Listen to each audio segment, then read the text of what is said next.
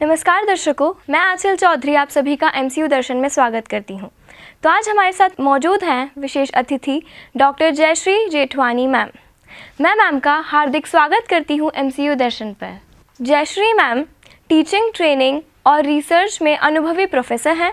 उन्होंने जेएनयू से media and election से केंद्रित विषय पर पीएचडी की है और एडवर्टाइजिंग, पब्लिक रिलेशन और कॉरपोरेट कम्युनिकेशन जैसे कई विषयों पर उन्होंने पुस्तक भी लिखी है। तो मेरा पहला सवाल मैम से ये होगा कि जैसा कि आप एड गुरु हैं, तो आप मीडिया से अराउंड जो अब एक बिज़नेस बन चुका है उसके बारे में क्या कहना चाहेंगी? पहले तो मैं एड गुरु नहीं हूँ, गुरु कोई नहीं होता है। वी ऑल लर्निंग, और दुनिया भर से लर्निंग आती है और ज़िंदगी भर इंसान लर्न करता है। तो मैं एड गुरु नहीं हूँ। हाँ, एड की टीचर ज़रूर हूँ, एड की रिसर्चर ज़रूर हूँ। तो अगर आप देखें विज्ञापन की दुनिया को हिंदुस्तान के परिप्रेक्ष्य में देखें, पहले करीबन 1 लाख करोड़ की इंडस्ट्री है ये, और ज़्यादा नहीं तो कम से कम 4-5 लाख लोग इसमें काम भी करते होंगे। हालांकि उसमें ऐसा कोई आंकड़ा नहीं है जहाँ मैं कोट कर रही हूँ, एक मेरा अंदाज़ा है। अगर देखें आप over a period of time काफ़ी बदला है विज्ञापन के इंडस्ट्री में भी और विज्ञापन के देख रेख में भी, उसके रख रखाव में भी। अगर आप देखें ग्लोबली, देखें कैसा है विज्ञापन का माहौल, तो 90 के दशक में जैसे आप जानते हैं लिबरलाइजेशन हिंदुस्तान में हुआ था, तो बहुत सारी ग्लोबल एजेंसीज़ भी हिंदुस्तान आ गई थी। अगर आप ध्यान से देखें तो 6 ऐसी बड़े कंग्लोमरेट्स हैं जो दुनिया की 75% से भी ज़्यादा एडवर्टाइजिंग को कंट्रोल करती हैं। तो आपने देखा होगा जैसे प्रोडक्ट्स ग्लोबल हैं, कोका कोला है, पेप्सी है, मैकडॉनल्ड है, केएफसी है, सब इंटरनेशनल प्रोडक्ट्स है। तो इसमें जो पहले सिर्फ अच्छी बात जो हुई है, सिर्फ हिंदुस्तानी प्रोडक्ट को हिंदुस्तानी कर रहे थे। अब चूँकि एड एजेंसीज़ ग्लोबल हो गई हैं, ब्रांड्स ग्लोबल हैं, तो लोगों को बहुत अनुभव मिल रहा है वर्ल्ड का। तो जो लोग यहाँ काम करते हैं वहाँ भी काम कर सकते हैं, उनके जो आइडियाज़ हैं। तो ये अच्छा जो बदलाव मुझे लगता है 90 के दशक से ये विज्ञापन की दुनिया में हुआ है। और मैम जैसा कि सोशल मीडिया अभी काफ़ी चयन में है, काफ़ी सोशल मीडिया टेक ओवर कर चुका है, तो उसमें आप क्या कहना चाहेंगी कि कैसे एडवर्टीज़मेंट और एडवर्टाइजिंग सोशल मीडिया में अपना क्या रोल प्ले कर रहा है? बहुत ज़्यादा। जैसे आप देखें अगर 6-8 साल पहले भी तो जो एड बजट्स होती थी, कोई 1 से 5% होती थी सोशल मीडिया के लिए या इंटरनेट के लिए। अभी इन कुछ सालों में देखा गया है कि social media advertising has come on the top. सबसे ज़्यादा जो एडवर्टाइज़र पैसा खर्च कर रहा है वो सोशल मीडिया पे खर्च कर रहा है। पहले एक भ्रांति थी कि सब यंग लोग जो यूथ है वही सोशल मीडिया पे जाते हैं। अब चूँकि टेक्नोलॉजी ड्रिवन है बहुत सारी चेंजेस। आपने देखा मोबाइल फ़ोन्स पहले लगता था 1 लाख 1.5 लाख का आएगा, अब 2000-4000 में भी सेकंड हैंड भी मिल जाते हैं।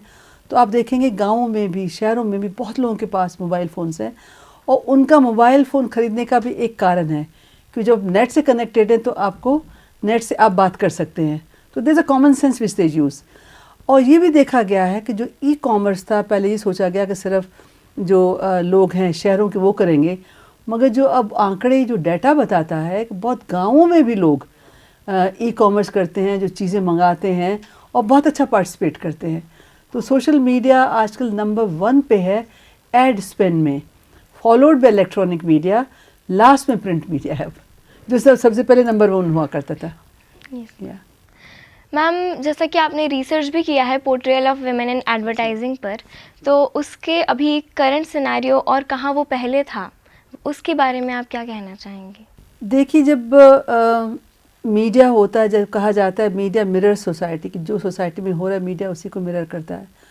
पर मुझे कहीं ना कहीं लगता है कि जो खास करके कमर्शियल स्पेस है, कि एडवर्टाइजिंग कमर्शियल स्पेस है मीडिया के अंदर, तो वो कुछ ऐसी स्ट्रैटेजीज़, ऐसी रणनीतियाँ लगाती है कि जैसे लोग उस विज्ञापन को देखें। तो कहीं ना कहीं वो इनसेंसिटिविटी आ जाती है। जैसे कहते हैं अनलेस अनटिल, जो पहला प्रिंसिपल होता है एडवर्टाइजिंग का, जैसे आइडा प्रिंसिपल कहते हैं, अटेंशन। पहले अटेंशन अट्रैक्ट होना चाहिए, उसके बाद उस विज्ञापन में इंटरेस्ट होना चाहिए, फिर उस उत्पाद, उस प्रोडक्ट, ब्रांड जिसको दिखाया गया है उसको, उसके लिए डिज़ायर होनी चाहिए, और लास्टली वो तब होगा सक्सेसफुल जब आप एक्शन लेंगे। तो पूरा जो आइडा मॉडल है वही मुझे लगता है कि एडवर्टाइजर्स इस्तेमाल करते हैं। पहले अटेंशन कैसे करेंगे, तो सब सोचेंगे जो महिला जो खूबसूरत लगती है, जो अट्रैक्टिव लगती है, और जनरली मेल गेज को ही वो करते हैं, टारगेट करते हैं। तो वो दिखा, चाहे ज़रूरत ना भी हो, कुछ ऐसे उत्पाद होते हैं जिसे महिला नहीं यूज़ करती है, फिर भी दिखा दिया जाता है। मगर mostly as a passive person, आपने गाड़ियों के विज्ञापन देखे, बहुत कम गाड़ियों के ब्रांड्स हैं जो उनको व्हील के पीछे दिखाते हैं, वरना उनकी कर्वियसनेस दिखाने के लिए गाड़ी के आगे खड़ा कर देते हैं। और कुछ ऐसे प्रोडक्ट्स हैं जो मेल प्रोडक्ट्स हैं, उसमें भी महिला को दिखा देते हैं। ऐसा नहीं कि महिलाएं अपने हस्बैंड्स के लिए, दोस्तों के लिए चीज़ें नहीं खरीदती, मगर वो उनकी टारगेट ऑडियंस नहीं होती हैं। तो वही होता है, पहले आप अट्रैक्ट करिए अटेंशन, फिर आप डिज़ायर क्रिएट करिए। तो इसके लिए महिलाओं का मुझे कहीं ना कहीं लगता है कि पोर्ट्रायल में थोड़ा सा वो होता है, स्टीरियोटाइपिंग होता है। Yes ma'am. और कहीं ना कहीं ये वुमेन को ऑब्जेक्टिफाई किया जा रहा है आइडा प्रिंसिपल को जस्ट इम्प्लीमेंट करने के लिए, और इसीलिए स्टीरियोटाइप क्रिएट होते जा रहे हैं। जैसे कईयों को पता भी नहीं कि आइडा प्रिंसिपल है, ये तो कॉमन सेंसिकल है, पीपल अटेंशन होना चाहिए, फिर इंटरेस्ट होना चाहिए, ये बेसिक तरीके का होता है। और ऐसा कोई भी ऐसा रिसर्च मैंने नहीं देखा जो बताए कि चूंकि आप महिलाओं को सेंसेशनल दिखाते हैं तो आपकी जो बिक्री ज़्यादा होती है। मगर ये एक भ्रांति है, एक कहावत है कि भाई अब दिखाएंगे तो ही होगा, उसी वजह से। इसीलिए आप देखें बहुत सारे एड्स हैं जो बहुत इंसेंसिटिव हैं, मगर वो चलते। मगर पिछले कुछ दिनों तो नहीं कहूँगी, सालों में ये देखा गया कि इस किस्से पे, इस इशू पे बहुत सारी बातचीत होने लग गई है, बहुत सारी रिसर्चेस होने लग गई हैं। पहले जनरली हमारी रिसर्च होती थी वेस्टर्न बेस्ड होती थी, अब चूँकि इतनी सारी यूनिवर्सिटीज़ पढ़ा रही हैं विज्ञापन, जर्नलिज्म, मीडिया, तो रिसर्च पेपर्स भी अच्छे आने लग गए हैं। तो हमारे पास एक बॉडी ऑफ नॉलेज इकट्ठा हो गया है, जिससे पता चलता है कि जो इनसेंसिटिविटी है, अब उसको बहुत सारे, ये नहीं कि सिर्फ महिलाएं, आदमी लोग भी, वो भी बर्दाश्त नहीं कर रहे। क्योंकि why can't you just sell a product as it is, why you have to, half the human race को आप क्यों इंसेंसिटिवली देखते हैं? तो ये क्वेश्चन है। Ma'am, do you think this is the only reason कि अभी काफ़ी सारी जो कंपनीज़ हैं वो इन स्टीरियोटाइप्स को ब्रेक करने के लिए एडवर्टीज़मेंट बनाने लगी हैं? और जैसे जितने भी डिटर्जेंट्स के ऐड हो गए, या फिर अभी जिलेट ने एक ऐड निकाला था जिसमें women were doing the shaving for a man. So इसीलिए तो आपको लगता है कि ये एड्स इसीलिए बनाए जा रहे हैं कि स्टीरियोटाइप ब्रेक किया जा सके? मुझे नहीं लगता कि जो स्टीरियोटाइप क्या होता है, repeating the same thing so that it is seen as a normal happening. तो अगर देखा जाए, जैसे होता है कि अगर ये नहीं है कि हर बार आप इंसेंसिटिव है महिला के लिए, stereotype is not necessarily being insensitive, but showing her doing things which might have changed. अब बहुत न्यूक्लियर फैमिलीज़ में देखा गया है कि आदमी भी घर का काम करता है, आदमी भी हेल्प करा सकता है अपनी वाइफ को अपने किचन में, मगर दिखाएंगे महिला को। और दूसरा जो है कि उनको थोड़ा पैसिव रोल में दिखाएंगे।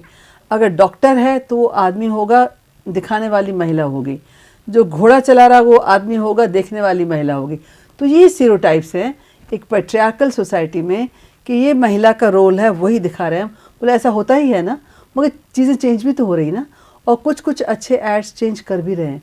अब आपने दिखा है कुछ कुछ single mom, single father families भी हैं। तो आपने देखा होगा कि फादर अपने बेटी की चुटिया बना रहा है, प्लेट बना रहा है, which is also true, is a slice of life. तो एडवर्टाइजिंग जनरली कहते हैं हम स्लाइस ऑफ लाइफ दिखाते हैं। तो चीज़ें चेंज हो रही हैं, और मुझे लगता है अगले 1 दशक में, 1.5 दशक में काफ़ी चेंज आएगा और विज्ञापन में। Okay, so ma'am, being a professor, अभी जैसे न्यू एजुकेशन पॉलिसी इम्प्लीमेंट हुई काफ़ी यूनिवर्सिटीज़ एंड कॉलेजेस में, तो व्हाट डू यू थिंक कि क्या इसका असर पड़ रहा है as a media, as a career और प्रोफेशनलिज्म पे? अभी तो बहुत नई है, मैंने बहुत उसको स्टडी किया भी नहीं है, और बहुत सारी यूनिवर्सिटीज़ अभी लगाया भी नहीं, तो वो खुद सोच रहे हैं करना क्या है इसमें। तो ऐसा कोई नहीं है कुछ कोई ख़ास चेंज हुआ, except that number of years आगे पीछे कर लिए गए हैं। सब कुछ स्पेशल कोर्सेज आप कर सकते हैं which could be vocational, professional. तो ये अभी भी अनफोल्ड हो रही है। इसका क्या असर पड़ेगा मीडिया में? देखो, मीडिया का तो सिंपल है, जब आप एक कोई भी स्कूल पास आउट करते हैं, आपका एक इम्तिहान और वहाँ है, NEP है नहीं है, it doesn't make a difference to the media industry पर से। इफ़ यू आर गुड, अगर आप जर्नलिस्ट बनना चाहते हैं तो आप लिख सकते हैं, आप सोच सकते हैं how good are you at analysis and all, कितने अच्छे रिसर्चर हैं। और अगर आप एडवर्टाइजिंग PR में जाना चाहते हैं, अगेन जो बेसिक है communication, how good are you at communication, how good are you at thinking. तो थॉट लीडर्स चाहिए। आपने क्या पढ़ा, पीएचडी करी, बीए करा, एमए करा, it doesn't matter to them really. और कई मरतबा चूँकि एक्रीडेशन अभी भी हिंदुस्तान में नहीं है, अगर आपने नहीं भी गए मीडिया स्कूल तो भी आप मीडिया में काम कर सकते हैं। That is the biggest good and bad points both. Ma'am, being a creative field like advertising, जिसमें हमें क्रिएटिविटी की ज़रूरत होती है, और अभी जैसे एआई, आर्टिफिशियल इंटेलिजेंस जितना इमर्ज हो रहा है, सो डू यू थिंक कि somehow it is going to affect advertising? It is already affected. Not only advertising, even journalism, everything. अब आपने जो चंद्रायन भी जो पहुँचे तो वो बार बार ये बता रहे थे कि इतना हमने आर्टिफिशियल इंटेलिजेंस से उसको भर दिया है कि अगर उनको मिट्टी दिखाई दी गई तो वो उसको नहीं उतरने देगा, वो अपने आप ही अंदाज़ा लगा दे क्या हुआ। तो artificial intelligence is here to stay, but then sometimes going to make us zombies. अब सोचेंगे क्या, अगर समझिए आर्टिफिशियल इंटेलिजेंस के थ्रू आप न्यूज़पेपर्स भर देंगे तो एक ही तरह की न्यूज़ सब जगह हो जाएगी ना। तो इसके प्रॉज एंड कॉन्स दोनों हैं। अब कुछ चीज़, उस दिन मैं थोड़ा सा एक्सपेरिमेंट कर रही थी एक बड़े टेक्निकल सब्जेक्ट के लिए, to see how AI is going to help me. It did not take, है तो वही ना जो गूगल में पहले गूगल सर्च से थोड़ा सा एक्टिवेटेड है, वो कुछ ज़्यादा डिफरेंस थोड़ी है, वो अपनी थोड़ी अकल चलाता है। जो ऑलरेडी आपके नेट पे है वो फटाफट आपको ला के देता है, but the best thing here is वो आपको साइटेशन भी देता है। और उसके बाद जैसे आपका सवाल ख़त्म हो गया फिर आपसे पूछेगा would you like to know about strategy also, I said yes I would like to know, फिर वो आ जाएगा, फिर and what else would you like to know. तो it prompts you to do the complete. मगर वो कितना बुरा होने वाला है स्टूडेंट्स के लिए, वही करेंगे ना, मगर प्लेजरिज्म और ज़्यादा होगा और बहुत सारे बच्चे प्लेजरिज्म पकड़े भी जाएंगे पूरा, अगर आर्टिफिशियल इंटेलिजेंस यूज़ करेंगे, किताबें नहीं पढ़ेंगे तो। That's what I feel. Yes ma'am. And ma'am, what do you feel about the future of advertising and public relation in the coming few years? बहुत ब्राइट है फ्यूचर। जब तक ब्रांड्स होंगी तो एडवर्टाइजिंग होगी, और advertising makes you do informed choices, वो आपको बताता है। वरना समझिए अगर कोई साबुन है, अब 50 तरह का साबुन होगा तो आप कैसे चूज़ करेंगी? तो पहले आप देखेंगी, उनकी ब्रांडिंग देखेंगी, उनका वो पैकेजिंग देखेंगी, इट टेल्स यू उसकी यूएसपी क्या है, यूनिक सेलिंग प्रपोजिशन क्या है, उसके ख़ास चीज़ें क्या हैं। उनका तो एडवर्टाइजिंग तो कभी ख़त्म नहीं होगी। और पब्लिक रिलेशंस अगर देखा जाए तो बहुत काफ़ी ऊपर चला गया है। अगर 90 का दशक से पहले देखेंगे पीआर में ज़्यादा कुछ पैसा नहीं होता था, और जनरली लोग पीआर डिपार्टमेंट बनाते थे कंपनी में, कोई पीआर एजेंसीज नहीं होती थी। 90 के दशक से जब से लिबरलाइजेशन आया हिंदुस्तान में, तो हर वो, मैं हिंदुस्तान की बात कर रही हूँ, हर वो जो ग्लोबल पीआर एजेंसी थी वो हिंदुस्तान में आ गई। और आज सुना है कि इतना ज़्यादा तो नहीं, जैसे मैंने कहा 1 लाख करोड़ की एडवर्टाइजिंग का बिज़नेस है, मगर पीआर भी कम से कम 20-25 हज़ार करोड़ का, एग्जैक्ट मुझे फिगर नहीं पता है, क्योंकि कुछ साल पहले 15-16 करोड़ था, तो 20-25 हज़ार करोड़ की बिज़नेस ये भी है। और the only difference is advertising में स्पेस खरीदते हैं, इसमें आप स्पेस नहीं खरीदते, you manoeuvre things through various things, events करते हैं, आप प्रेस कॉन्फ्रेंसेस करते हैं, आप पेड लिखवाते हैं, फीचर्स लिखवाते हैं, तो ये थोड़ा डिफरेंस है, इसलिए इसे थर्ड पार्टी एंडोर्समेंट कहा जाता है। ओके मैम, अगर किसी को कॉरपोरेट कम्युनिकेशन के बारे में जानना हो तो आप सरल भाषा में उसे किस तरह से डिफाइन करेंगे? देखिए, कुछ लोग तो कहते हैं पब्लिक रिलेशंस का ऑफशूट है कॉरपोरेट कम्युनिकेशन, क्योंकि पहले पब्लिक रिलेशंस था, उसके बाद एक कहानी चली कि जब निक्सन साहब ने वो वाटरगेट स्कैंडल हुआ, उसके बाद निक्सन जो पहला शब्द बोला, it is a small PR mess up, it can be corrected, वो पीआर मैसअप नहीं था, वो अपने अपोजिशन पार्टीज़ के जो फ़ोन से बग कर रहे थे, तो वो एक मॉरल और पॉलिटिकल प्रॉब्लम था। तो ये सुना है कि पीआर लोगों ने कहा ये तो देखो पीआर को बदनाम कर दिया। तो पब्लिक रिलेशंस एक काले को सफ़ेद नहीं कर सकता, they can only sugar coat a thing. जितना भी आप झूठ बोलेंगे, झूठ सरफेस हो जाता है, and truth has this uncanny character of surfacing always. तो पब्लिक रिलेशन ऐसा कोई मैजिक नहीं कर सकते, it can only present facts in a manner which is acceptable. तो पीआर काफ़ी बढ़ा है पिछले 30 सालों में, और इसके बढ़ने के चांसेस बहुत ज़्यादा हैं। It may not match as much as advertising, but then it is a great potential. Okay ma'am, आपने कई सारी बुक्स भी लिखी हैं इन्हीं टॉपिक के around, so as a writer आप हमें कुछ बताएंगे कि आपका कैसा एक्सपीरियंस रहा है और कहाँ से आपने ये शुरू किया? मैं कहूँगी आप पढ़िए किताबें काफ़ी टेक्स्ट बुक्स हैं, मगर उसमें क्या है, जब भी आप एक किताब लिखते हैं उसमें जो सबसे अच्छी बात होती है, आप उस नॉलेज को इंटरनलाइज करते हैं। अब मुझे कोई भी नोट्स की ज़रूरत नहीं पड़ती है। एक टीचर जिसने किताब लिखी है वो एक्सटेम्पोर कुछ भी बोल सकता है। आपने देखो, मैं स्लाइड्स या मैं नहीं यूज़ करती हूँ, जब दिखाना हो कुछ तो ठीक है, otherwise because a book is a labour of love. वो बहुत काम करना पड़ता है, डिफरेंट पर्सपेक्टिव्स देखने पड़ते हैं और उसके साथ साथ बहुत रिसर्च करनी पड़ती है। एक बार आपने सारा देख लिया, फिर अपना एनालिसिस दिया, तो वो नॉलेज जो है आप जज्ब कर लेते हैं अपने आप में। सबसे बड़ी बात ये होती है। किताबें अच्छी भी होती हैं, बुरी भी होती हैं। कुछ लोग लिखते हैं, वो कोई नहीं पढ़ता है। So it's very important to make a choice of what is a good book, और वो डिपेंड करता है आप कितने अच्छे स्टूडेंट हैं जिसको पता चले कौन सी किताब पढ़नी चाहिए। ओके, सो मैम, जैसा कि अभी आपने सेशन में भी बोला कि media used to be as a watchdog, but now it is not moving more towards it. So आप इसके बारे में थोड़ा और हमें बताएंगे? अब देखिए, जैसे मैंने बताया कि मीडिया क्या है, वो उस पर डिपेंड करता है। उसकी सोशियोलॉजी, उसकी ओनरशिप क्या है, उसका विजन क्या है, उसकी आइडियोलॉजी क्या है। हालांकि मीडिया कोई आइडियोलॉजी नहीं होनी चाहिए, it should be very independent. वो कहना आसान है, होना बहुत मुश्किल है। आजकल एक नया टर्म चल चुका है, गोदी मीडिया। पहले तो मुझे ही समझ नहीं आता गोदी मीडिया क्या होता है। Then I try understand, it means lap dog. Watch dog होता है ना, तो the difference between watch dog and lap dog. तो मुझे लगता है कहीं ना कहीं चीज़ें बड़ी डायनामिक है, स्टैटिक नहीं है, बदलेगा। वो सुबह कभी तो आएगी, सब चेंज होगा। जिस दिन मीडिया बहुत ज़्यादा इंडिपेंडेंट तो नहीं हो सकता, कभी भी नहीं हुआ है, पर ज़्यादा इंडिपेंडेंट हो जाएगा दुनिया भर में। हिंदुस्तान की बात नहीं कर रही हूँ। I think it will strengthen democracy more. And ma'am, as like people used to criticize media saying कि media is the mouthpiece of government, and as you said in session कि media हमें वही दिखाते, as media is owned by private companies, तो media को वो लोग overtake कर रहे हैं और वही दिखा रहे हैं जो उनका, मतलब they are not showing something against private companies. देखो, मीडिया कभी भी माउथपीस सरकार का नहीं हो सकता है। उनका जो माउथपीस है वो पब्लिक रिलेशंस होता है। वो डिजामिनेट इन्फॉर्मेशन करते हैं ऑन वेलफेयर एक्टिविटीज़, वो the party is doing. Party का अपना पीआर होता है, सरकार का अपना पीआर, उसका बड़ा इंपॉर्टेंट फंक्शन होता है।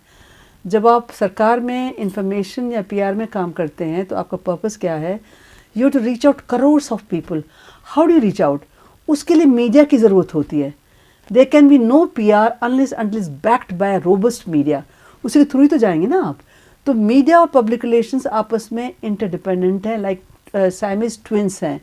इसी तरह से advertising is very important part of media, because you can not run media unless your support of the corporate sector. जब तक ऐड नहीं होंगी तो रेवेन्यू कहाँ से आएगा? तो कहीं ना कहीं सभी मिले हुए हैं। और दूसरा जो सरकार है, बहुत बड़ी एडवर्टाइज़र भी होती है। जब आप वेलफेयर स्कीम्स के लिए और चीज़ों के लिए देते हैं, मीडिया के थ्रू ही तो जाएंगे ना। तो कहीं ना कहीं एक बैलेंसिंग एक्ट बहुत ज़रूरी है, और हो भी रहा है, ऐसा नहीं। और जो सबसे इम्पॉर्टेंट बात आपको याद रखनी चाहिए कि जो इंसान है, एवरेज इंसान है, वो ज़ॉम्बी नहीं है। He is intelligent, she is intelligent. वरना इलेक्शंस के रुख नहीं बदलते, चेंज नहीं होता। ऐसा नहीं होता बेवकूफ़ बनाते रहेंगे, नहीं बन सकता इंसान। So you find that ultimately the veto lies with the person who is watching media, who is stopping you not to zap the channel.